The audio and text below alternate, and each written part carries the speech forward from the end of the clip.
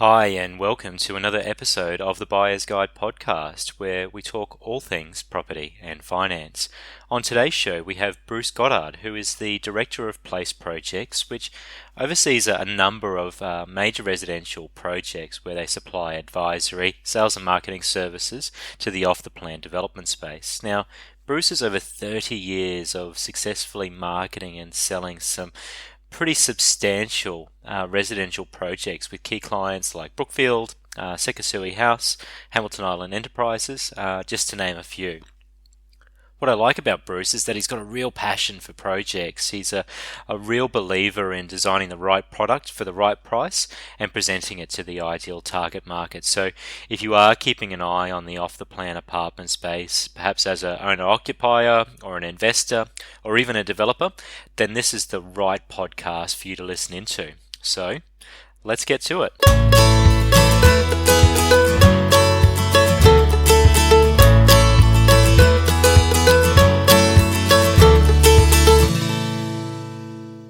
Bruce, thank you for joining us on the Buyer's Guide podcast. It's great to have you on the show. I'm really quite excited to, I guess, be in a position to tap into your expertise for our listeners, particularly around the off-the-plan apartment space. So, being at the coalface of the industry, do you mind just start off by perhaps sharing what you're currently seeing in the marketplace at the moment, perhaps locally from Brisbane and perhaps of our southern states as well, just around stock and trends and maybe what's even in vogue at present? Peter, thanks for having me on your show. Appreciate the opportunity, and certainly we are very much in medium density off the plan apartments only. We normally stick to the key areas around, say, the 5K ring of Brisbane, with some on the Sunshine Coast and Gold Coast. Regional areas, there's not much new in the marketplace, but I have had historic experience in the regional areas. But I suppose, just to summarise it, with new buildings, Brisbane certainly started a lot later than Melbourne and Sydney. The floods 2011 we just took us out for a year while Melbourne and Sydney were busy building. There's been huge growth in prices in Melbourne and Sydney. We have seen huge growth in volumes, but not in prices here in Brisbane. I think price growth is yet to come. And we also track the differential in price or values between similar size between Melbourne, Sydney and Brisbane, and we're at a record gap.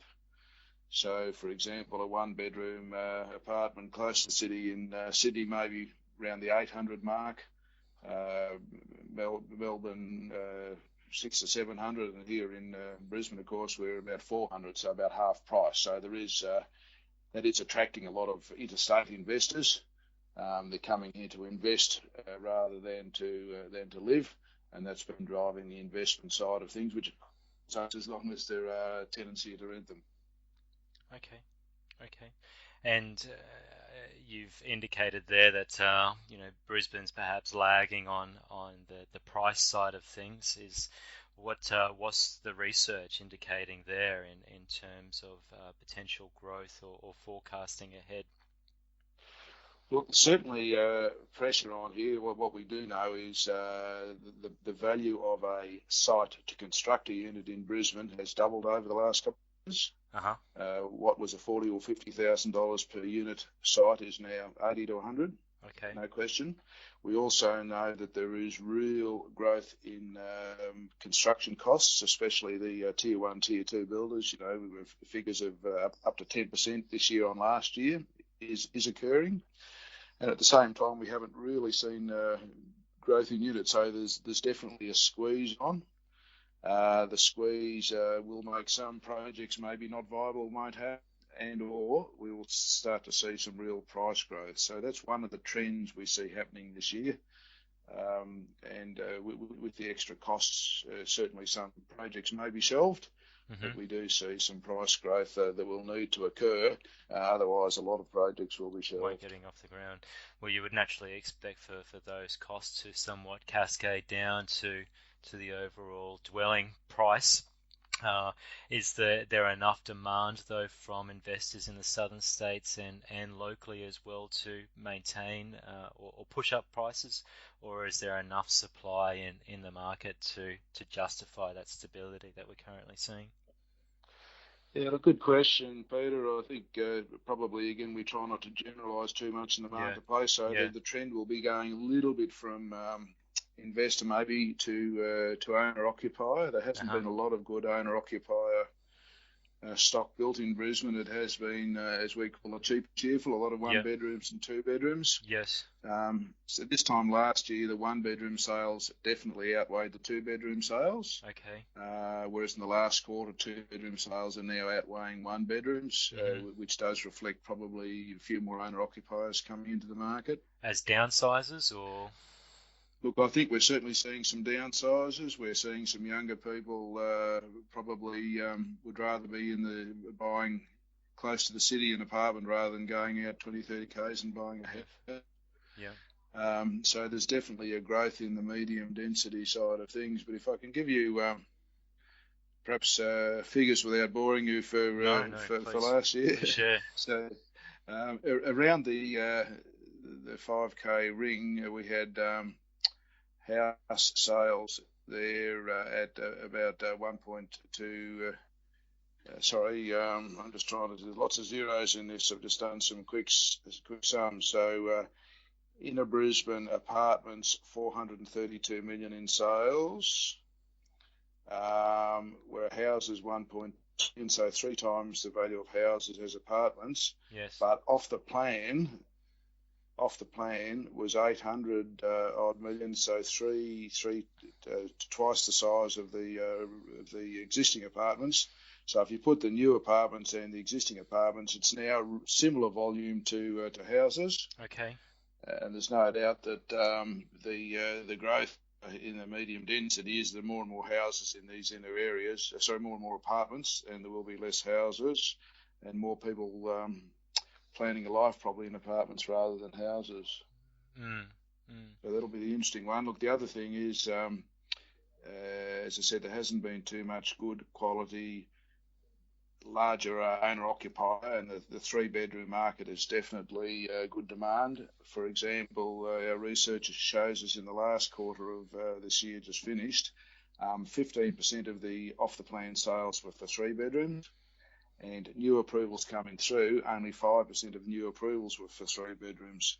So there's still there's quite a shortage in that good quality owner occupier stock, and that's the opportunity for developers as we see it. So on that point there, if there is an influx or there's more of a trend to lifestyle and owner-occupier type setups within this inner ring, what are developers actually doing in terms of their product offering? What are some of the more unique projects that you perhaps know of that are bringing, a different flavor or something that's perhaps a bit non-vanilla, but actually plays to that lifestyle trend? Yeah, and are those developers being more successful in reading the market correctly? So I'll give you an Okay. example. A project we're marketing at the moment in West End, Yes. Brisbane, called Manhattan. Uh-huh. So developer bought the site. He could have done 400 apartments Uh-huh. over 8 levels. In the end, he decided to do 80 terrace Okay. homes, so 80 terrace homes or townhouses Right. instead of 400. So that's owner occupier stock, average price 900 to a million, Mm-hmm. and 70 of those 80 have sold in the last 4 months. So it's been very, very Wow. successful. Okay. And will be it's just a totally different product mix because West End is full of apartments being built, so to have Yeah. some good terrace homes coming on, point of difference. It's very Um, unique. Good use of the site, found a real niche and just showed what the level of good owner occupier demand is there. Those people probably would not have purchased elsewhere. They were looking for something which wasn't being provided, and certainly took advantage accordingly. Mm-hmm. So we see a bit more of that coming. We're at New Farm, Bulimba, quite a lot of that good $1 million to $2 million, very comfortable, very modern three bedroom plus study type product coming out. Which is a big apartment, really, compared to, like you've said, what's been around. Some of the one betters that you see are more verging on studio in They terms of are the very look and feel of them. tight. Yeah, Yeah, yeah. no question. Look, the other trend we're seeing in the marketplace with all this new construction elements as they come through, there has definitely been an easing in rental values. Yes. So a year, 18 months ago, we were consistently getting 5% gross. So for say a $500,000 apartment, $500 a week is around about that 5% gross mark. For people who are putting furniture in, sometimes that 5 could get closer to 6% return. Okay. But the new norm, no doubt, is that 4 to 4.5 gross, and it would be you'd be lucky to get much more than that. So that's the new reality. Obviously, that's fine while interest rates are where they are. Well, this is interesting to hear because, as you know, the hot potato for the week down in Canberra has been around negative gearing, and our leaders have done their best to tweak and twerk and twirl around the topic. If there is changes to that policy, what's your thoughts? If yields are already starting to decrease, what effect do you think any changes would have within negative gearing to investors and the overall marketplace from a property perspective? Yeah, good question, I suppose. I've got to say, unfortunately, Peter, I'm old enough to remember the last time this happened. If you remember, it was about 1987, and Paul Keating, and I was in the industry at that stage as well. But certainly, the result of that was very much the case that people stopped being investors fairly quickly. Without that tax effectiveness, rental values went up. The amount of rental stock went down, and it did cause a real squeeze on the end of the market that Paul Keating probably didn't want to be squeezed. At the moment, in a lot of projects in Brisbane, the investor owner-occupier ratio is 80%. Some of them are down 70, 60%. Okay. But in most projects, the majority are still investors, and they are buying certainly to have their costs covered and get some capital going down the track. Now, if their costs are not being covered because they're not getting the tax rebate to help cover the costs, there is no doubt we'll lose a big chunk of those investors, and there's no doubt construction will dwindle quite dramatically, and it will go back to owner-occupiers. The only segment of the market, I suppose, Peter, that is not greatly concerned from my experience with negative gearing, well, two segments. One's owner-occupiers, doesn't apply. Well, they'll just batten down the hatches, won't they? So if there is any price falls, yeah. But the other one, though, is the overseas or offshore investors, which is primarily Chinese. And a lot of our buildings would be, say, 20% Chinese sales. Okay. And negative gearing doesn't come into their mindset. So it will probably put more emphasis on offshore buying. That's good for Australia as well. There's some of those offshore Chinese parents might be buying for kids to go to uni, etc. Here. Some will buy for a yield. So you'll find a bigger percentage of our landlords may well be offshore. Okay, that's interesting. And the other, I guess, hot topic that does the circuit is, commentators pointing to perhaps an oversupply within the marketplace. In the Fin Review this week, there was an article from Biz Shrapnel. They've been popular as well this week with their comments around negative gearing down in Canberra there, but they made a statement to say that all major cities except for Sydney by mid-2017 will probably have an oversupply issue. But house prices, they feel, will only fall moderately. How accurate do you think sweeping statements like that actually are? What you said is absolutely correct. It's a sweeping statement. There are different market segments and different suburbs. So a number of suburbs, like, for example, let's take New Farm, which is an upper-end suburb here in Brisbane, of course. Now, there's probably not the area there for big high-rise. It's mostly 3-level around New Farm. So you're not going to get the level of supply, as you will say, in the valley. and certainly in the valley where there is so much competition, if you want to sell, I can see price being more affected there than in other areas. Around University of Queensland suburbs, which is St Lucia and Indooroopilly, not many projects, tightly held houses, and huge demand for apartments, so I don't see them being affected as much.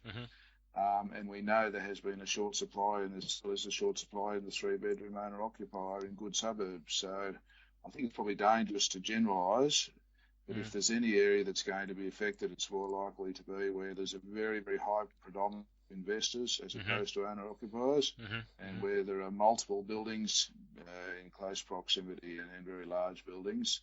But as we always say to people too, if you're buying, you're buying for real estate is a medium-term investment. It's not a buy and flick, in my opinion. If you do get a buy and flick, well, you're fortunate, but don't rely on it.